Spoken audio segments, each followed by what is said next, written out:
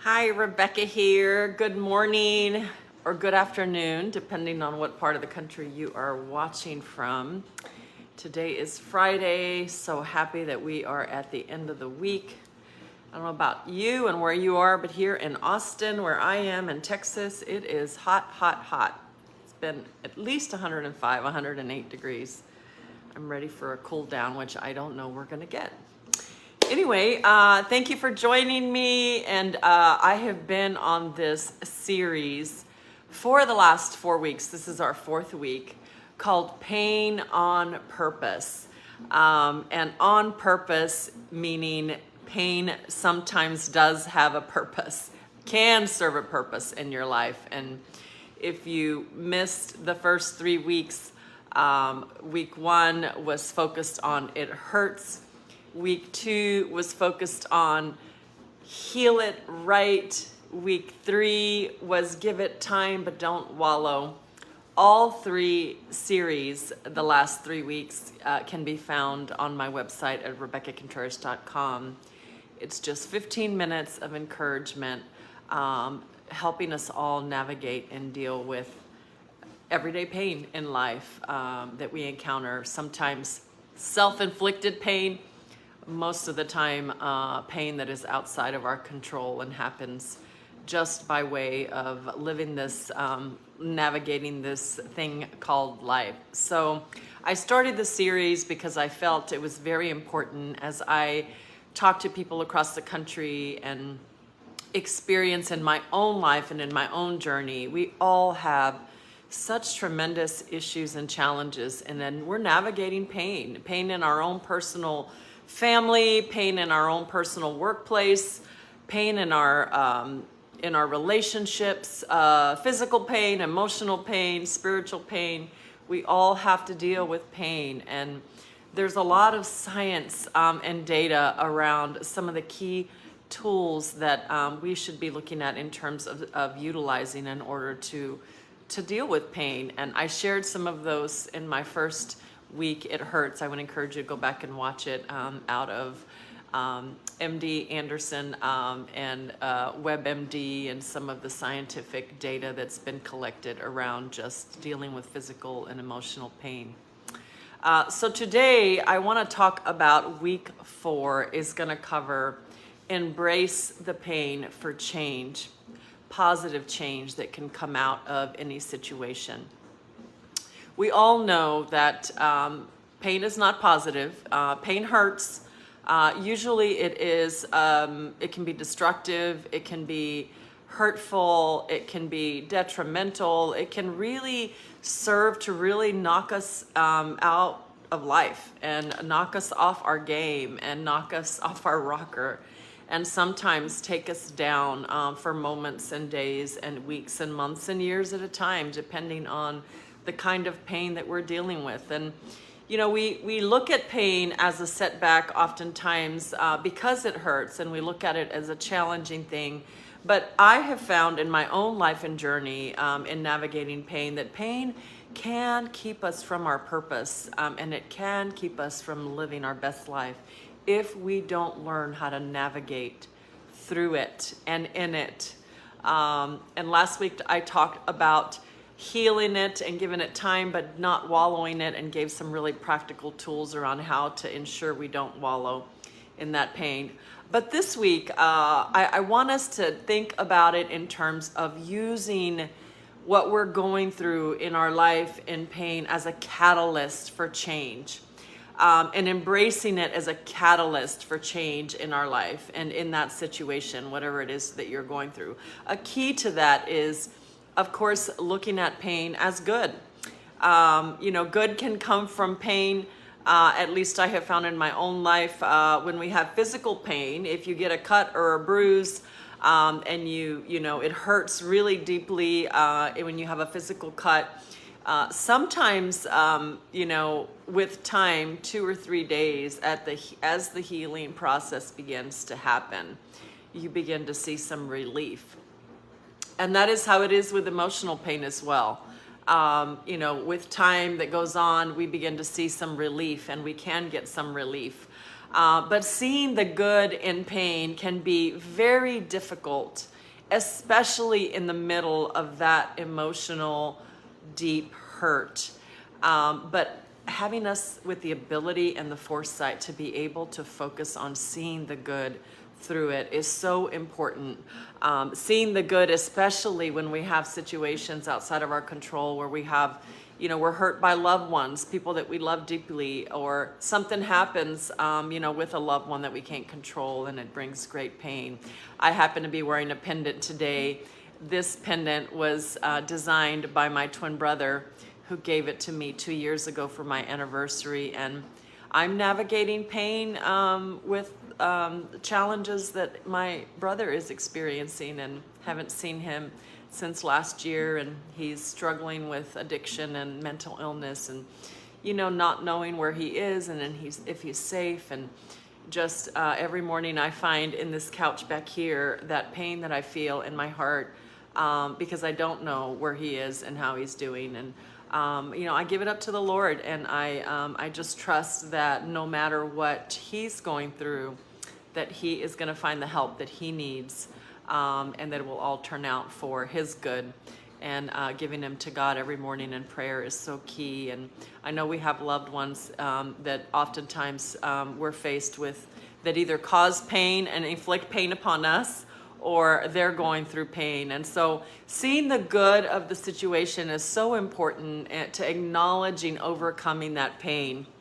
There are 3 things in particular I have done in navigating this painful journey that I have been through in the last several months. I've been going through, separate and apart, another issue in the family that has been very painful. And I've learned to just let go and let God, and figure out a way to just ensure that my own spirit and my mind and my emotions is settled on dealing with it and navigating it in a way that is healthy.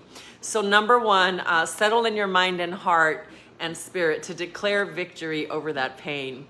To absolutely speak your faith and not your fear in the middle of that painful situation, and ensuring that you're declaring and settling in your heart and mind. Everything begins in the mind, and then it translates to the heart, and then it comes out in action. And knowing that God loves me through it, despite of how I feel today, despite of how I feel in that situation, that I'm going to be victorious through it. And it's so important to declare that verbally and put that into the atmosphere, into your life. Number 2, find another open door in it, in the middle of it. Doors can be open and good can come of the situation. And I find when one door closes, and that closed door might be painful to deal with, it's a loss, it's a tragedy, it's a situation that's outside of your control, and that door is closed. Another door can open and can be in the horizon for you. And looking at the setback of that painful situation, there's always opportunity for growth and for a new door to be open, and really seeking out what I call the cracks that maybe we didn't know were there, and really call them opportunities for growth and opportunities for good. Maybe we find a really hard time seeing when that door closes and causes that pain or causes that loss. There's an opportunity to look for those cracks and see the good, so that another door can open. And number 3, again, utilizing that pain as a catalyst for change. Sometimes when we experience emotional pain or trauma in our life, it can serve for good. I have found, there's a scripture in the Bible that I love that basically teaches us that God works everything out for our good. And there's a great book by Dr. James Dobson, When God Doesn't Make Sense. And, in it, he talks about life and tragedy and situations that happen in life when they just don't make sense, and how good can come of that. I personally have gone through very painful situations that just don't make any sense, but knowing and trusting that everything is going to work out for my good, and that potentially if I see that situation as a catalyst for change, and embrace that change in my own life, it can be a good thing. Marilyn Monroe once said, some things need to fall apart so that other things can get better in your life. And we know her life. I don't know if you've ever watched her documentary, but it's so tragic, what she went through and what happened to her. Of course, she was, iconic and so famous, and just dealt with so much pain and loss and hopelessness in her own life. And even she, again, quotes, sometimes things do need to fall apart so that you can see the better in your life. So don't fight your pain. I find when I fight it and I try to, just force it and try to make sense of it, it's difficult to see the good that comes out of it. So pain can accomplish 3 things in life. It can bring awareness. It'll make you the smarter the second time around, so you won't make the same mistakes or have the same hiccups, and you're going to be smarter for it, especially if it's a situation that happened as a result of something, again, outside your control, and maybe there was something you were taken advantage of or taken for granted and it caused great pain. It's going to make you smarter the next time around. Number 2, the power of the story. I'm a big believer in the power of the story. My story of my own pain journey to help others that are going through their own pain journey, and how if we keep our focus on others and look at how we can help heal others through our own pain, we will find great joy in the midst of that. And then lastly, get perspective. Perspective. Listen, there's always someone else out there that is experiencing more pain than we are. During this last 3 months of my own pain journey in my own life, what's helped me is I've helped to, think about other people in my life that I know that have had tremendous painful journeys. I had 2 very good friends of mine, years ago, that lost their 18-year-old children to tragic overnight accidents, literally from one day gone, from one day to the next. And, when I go through a painful journey, I think about them and I think, I need to get perspective. What I'm going through is bad or it's painful, but, these other people are going through so much more than I'm going through, and I've got to put it in perspective. Perspective is so important when you're navigating pain, because it can help you understand how to navigate it and how to look at what others are going through, and ensure that you have perspective in the middle of that painful journey. So it's so important. Again, I gave 3 particular tips and keys that I use, as well as pain that can accomplish 3 things. To recap again: bring more awareness, you're going to be smarter and be able to navigate it better next time around. The power of the story to share and help others as they navigate pain and serve others, and then also gain perspective. And so whatever you're going through today, whether it's a physical pain, emotional pain, or your personal journey, just be encouraged. Pain is a part of life. It's part of what we live and breathe, and unfortunately it happens. It's part of being on this earth. We navigate and deal with situations that happen on this earth that are outside of our control, and our perspective through it is so important. So hopefully this series, as quick as it is helping you get a little more perspective and insight to how I personally have navigated my pain journey.